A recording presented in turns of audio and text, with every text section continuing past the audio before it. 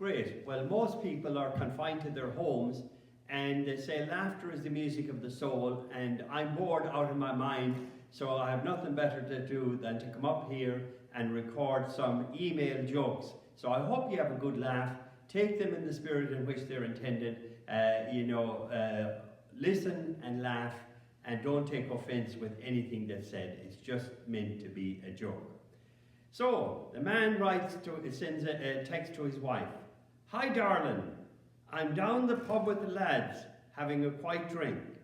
Unfortunately, someone just coughed everywhere, so we have been quarantined.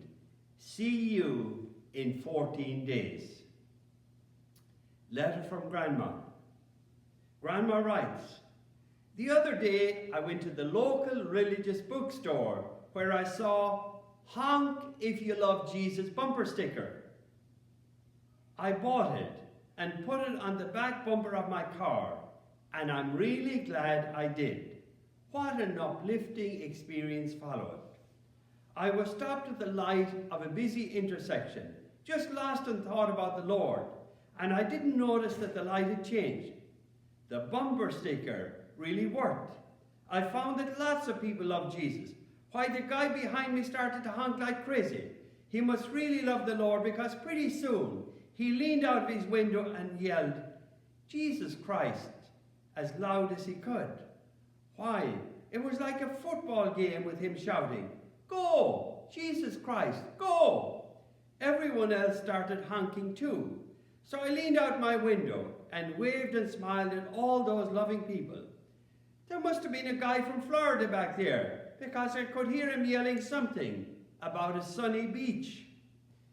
And I saw him waving in a funny way, with only his middle finger stuck up in the air. I had recently asked my two grandsons what that meant. They kind of squirmed, looked at each other, giggled, and told me that it was a Hawaiian good luck sign. So I leaned out the window and gave them the good luck sign back. A couple of people were so caught up in the joy of the moment, they got out of their cars and were walking towards me. I bet they wanted to pray, or maybe ask what church I attended. But just then I noticed that the light had changed and I stepped on the gas. It's a good thing I did, because I was the only car to get across the intersection. I looked back at them standing there. I leaned out the window, gave them a big smile, and held up the Hawaiian good luck sign as I drove away. Praise the Lord for such wonderful folks. Love you all, Grandma. Dearest Dad, I'm coming home to get married soon, so get your checkbook out. I'm in love with a boy who is far away from me. As you know, I am presently living in Australia, and he lives in Scotland. We met on a dating website, became friends on Facebook, had long chats on WhatsApp. He proposed to me on Skype, and now we've had 2 months of a relationship through Viber. My beloved and favorite Dad, I need your blessing, good wishes, and a really big wedding. Lots of love and thanks, your favorite daughter, Lily. Dad responds, my dearest Lily, like, wow, really, cool. I suggest the two of you get married on Twitter, have a honeymoon on Tango, buy your kids on Amazon, and pay for it all through PayPal. And when you get fed up with your new husband, sell him on eBay. Your loving Dad. An elderly couple went to breakfast at a restaurant where the senior special was 2 eggs, bacon, hash browns, and toast for $1.99. Sounds good, the woman said, but I don't want the eggs. Then I'll have to charge you $2.49 because you're ordering a la carte, the waitress warned her. Wait a minute, the woman said, amazed. You mean I'll have to pay 50 cents for not taking the eggs? Then I'll have the special. How do you want your eggs? Asked the waitress. I'd have the eggs on the side, please, the woman replied, raw and in the shell. The couple enjoyed their breakfast very much. When they finished, the woman put her 2 eggs in her purse and went home. An old geezer became very bored in retirement and decided to open a medical clinic. He put up a sign outside that said, Dr. Geezer's Clinic. Get your treatment for $500. If not cured, get back $1,000. Dr. Young, who was positive that this old geezer didn't know beans about medicine, thought this would be a great opportunity to get $1,000. So he went to Dr. Geezer's clinic. Dr. Young said, Dr. Geezer, I have lost all taste in my mouth. Can you please help me? Dr. Geezer said, Nurse, please bring medicine from box 22 and put 3 drops in Dr. Young's mouth. Dr. Young goes, this is gasoline. Dr. Geezer, congratulations, you got your taste back. That will be $500. Dr. Young gets annoyed and goes back after a couple of days, figuring to recover his money. Dr. Young says, I have lost my memory. I can't remember anything. Dr. Geezer, nurse, bring medicine from box 22 and put 3 drops in the patient's mouth. Dr. Young said, no, you don't. That's gasoline. Dr. Geezer says, congratulations, you've got your memory back. That will be $500. Dr. Young, having lost $1,000, leaves angry and comes back after several more days. Dr. Young, he says, my eyesight has become weak. I can hardly see anything. Dr. Geezer says, well, I don't have any medicine for that. So here's your $1,000 back, and gives him a $10 bill. Dr. Young says, but this is only $10. Dr. Geezer, congratulations, you've got your vision back. That will be $500. The moral of the story is, just because you're young doesn't mean that you can outsmart an old geezer. And the Donald is walking out of the White House and heading towards his limo when a possible assassin steps forward and aims a gun. A Secret Service agent, new to the job, shouts, Mickey Mouse! This startles the would-be assassin, and he is captured. Later, the Secret Service agent's supervisor takes him aside and asks, what in the world made you shout Mickey Mouse? Blushing, the agent replies, I got nervous. I meant to shout Donald Duck. A 5-year-old boy was playing on the floor with a toy when he suddenly noticed all the dust under his bed. He screamed for his mother and she rushed into his room. She asked, what in the world is wrong? He replied, do you remember today at church when the priest said that we were formed from dust and we would return to dust, Ash Wednesday? The mother replied that she remembered. The little boy said, well, there is someone under my bed and I don't know if they're coming or going. A drunk stumbles along a baptismal service on a Sunday afternoon down by the river. He proceeds to walk down into the water and stands next to the preacher. The minister turns and notices the old drunk and says, Mister, are you ready to find Jesus? The drunk looks back and says, yes, preacher, I sure am. The minister dunks the fellow under the water and pulls him right back up. Have you found Jesus? The preacher asked. No, I didn't, said the drunk.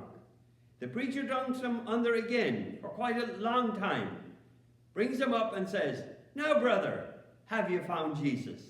No, I did not, Reverend. The preacher, in disgust, holds the man under the water for at least 30 seconds, brings him out of the water and says in a harsh tone, my God, man, have you found Jesus? old drunk wipes his eyes and says to the preacher, "Are you sure this is where he fell in?"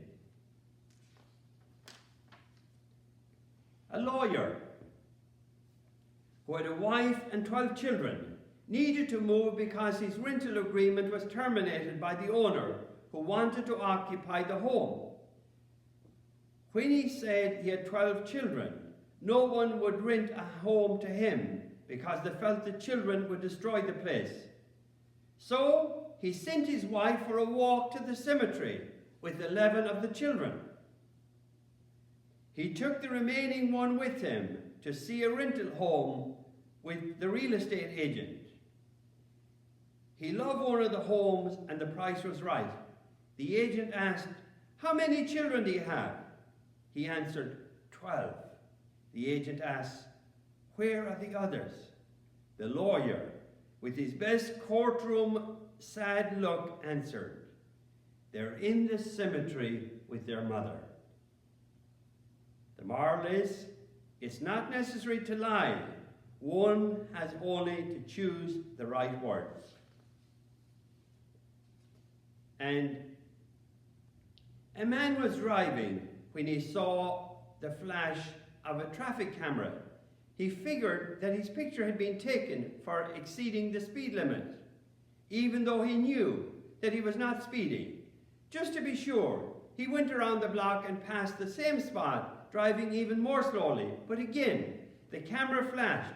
Now he began to think that this was quite funny, so he drove even slower as he passed the area again. But the traffic camera again flashed. He tried a 4th time with the same result. He did this a 5th time and was now laughing when the camera flashed as he rolled past, this time at a snail's pace. 2 weeks later, he got 5 tickets in the mail for driving without a seatbelt. The moral is, you can't fix stupid. And this is a good one. Sister Mary Ann, who worked for a home health agency, was out making her rounds visiting homebound patients when she ran out of gas. As luck would have it, a Texaco gasoline station was just a block away. She walked to the station to borrow a gas can and buy some gas. The attendant told her that the only gas can he owned had been loaned out, but she could wait until it was returned. Since Sister Mary Ann was on the way to see a patient, she decided not to wait and walked back to her car. She looked for something in her car that she could fill with gas and spotted the bedpan she was taking to the patient. Always resourceful, Sister Mary Ann carried the bedpan to the station, filled it with gas, and carried the full bedpan back to her car. As she was pouring the gas into her tank, 2 Baptists watched from across the street. One of them turned to the other and said, "If it starts, I'm turning Catholic." And the last one for now. Some guy bought a new fridge for his house.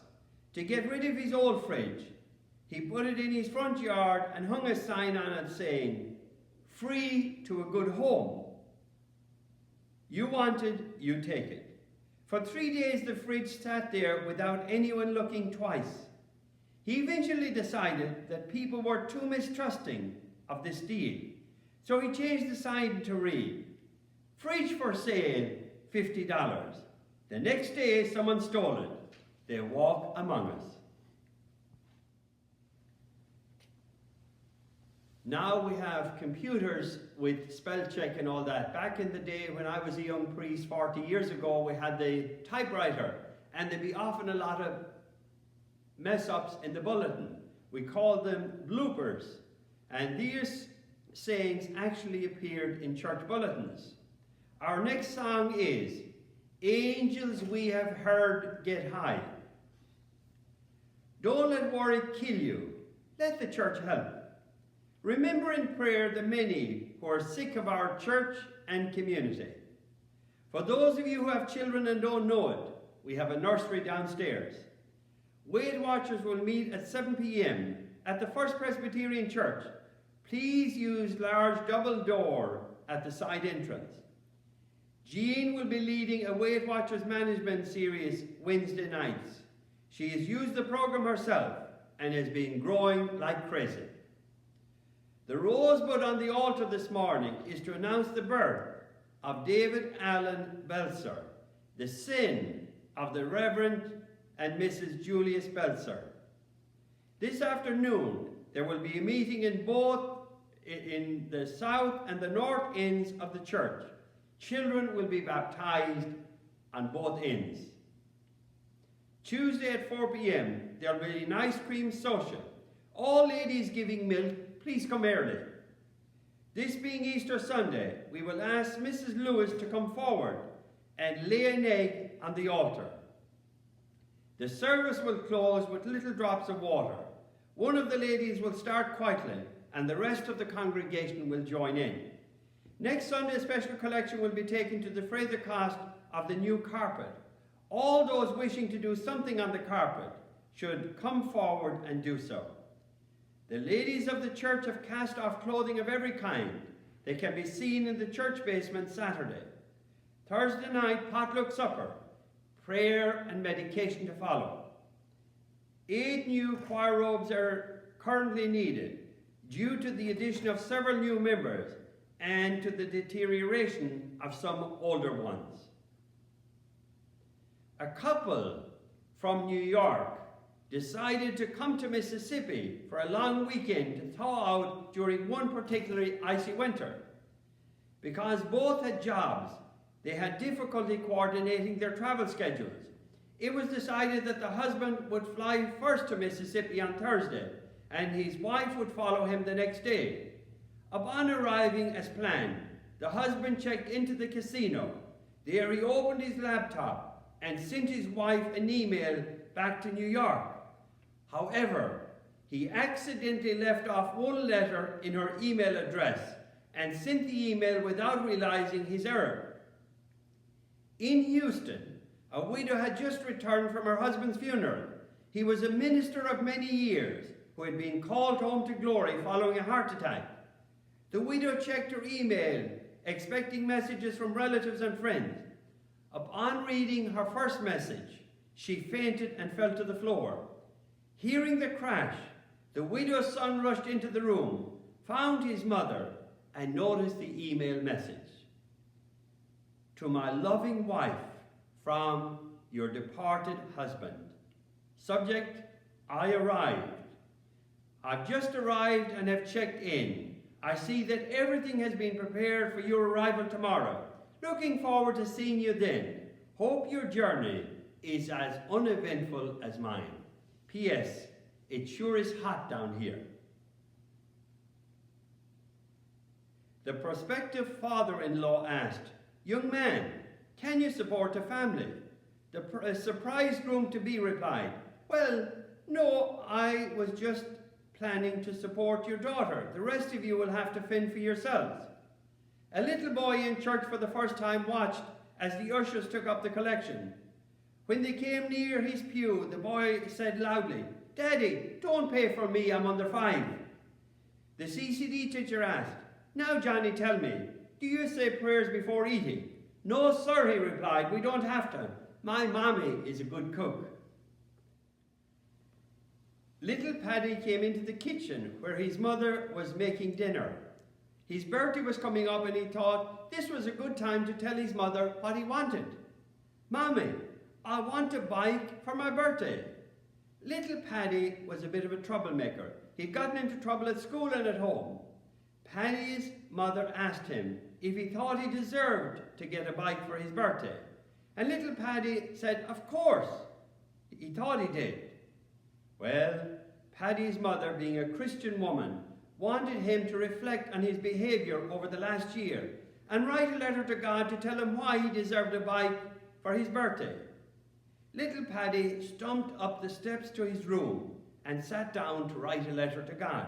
Letter number 1.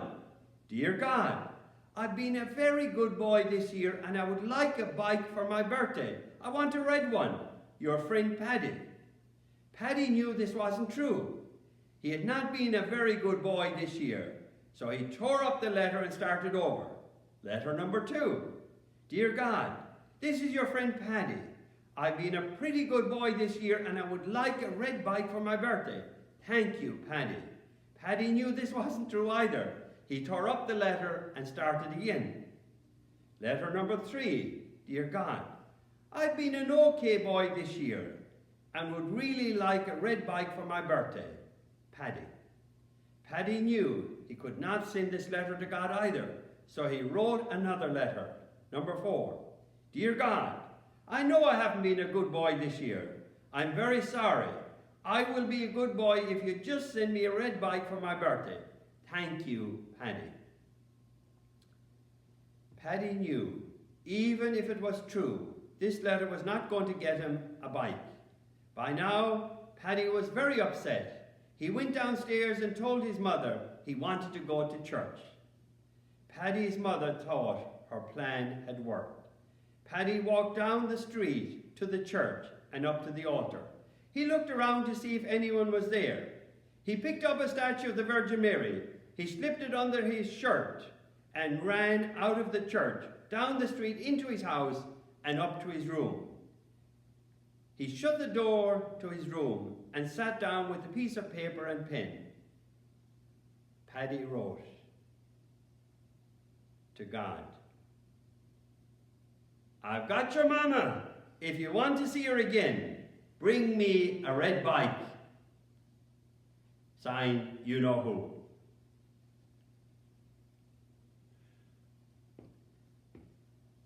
A young woman brings her fiancé to meet her parents. After dinner, her mother tells her father to find out about the young man. The father invites the fiancé to his study for a chat. So what are your plans? The father asks of the young man. I'm a Bible college student, he replies. A Bible college student, The father says. Admirable. But what will you do to provide a nice home for my daughter to live in, as she is accustomed to? I will study, the young man replied, and God will provide for us. And how will you buy her a beautiful engagement ring, such as she deserves? Asked the father. I will concentrate on my studies, the young man replied, and God will provide for us. And children? Asked the father. Who will support the children? Don't worry, sir, God will provide, replies the fiancé. The conversation proceeds like this, and each time the father questions, the young idealist insists that God will provide. Later, the mother asks, how did it go, honey? The father answers, he has no job and no plans, but the good news is he thinks I'm God.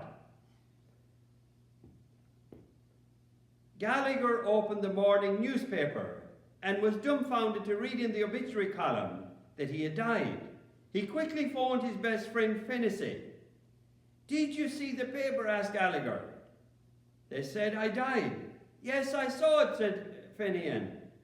Where are you calling from?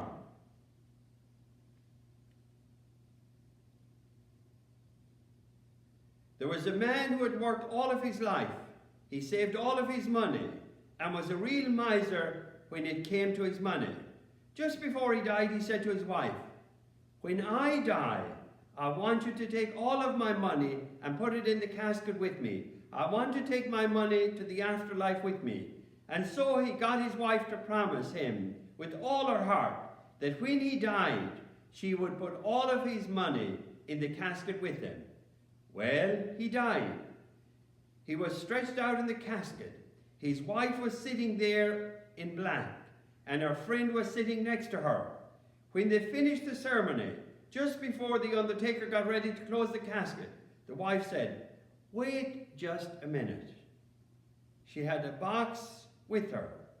She came over with the box and put it in the casket. Then the undertaker locked the casket down and they rolled it away. So her friend said, girl, I know you weren't fool enough to put all that money in there with your husband. The loyal wife replied, listen, I'm a Christian. I can't go back on my word. I promised him I was going to put that money in the casket with him.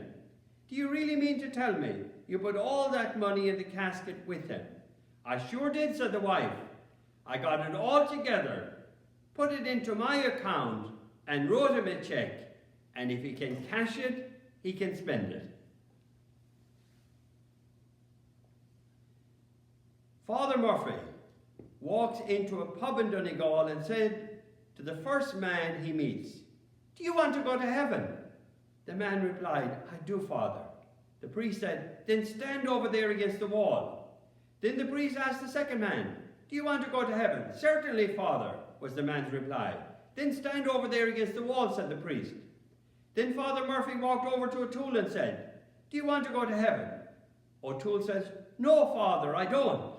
The priest said, "I don't believe this. You mean to tell me that when you die, you don't want to go to heaven?"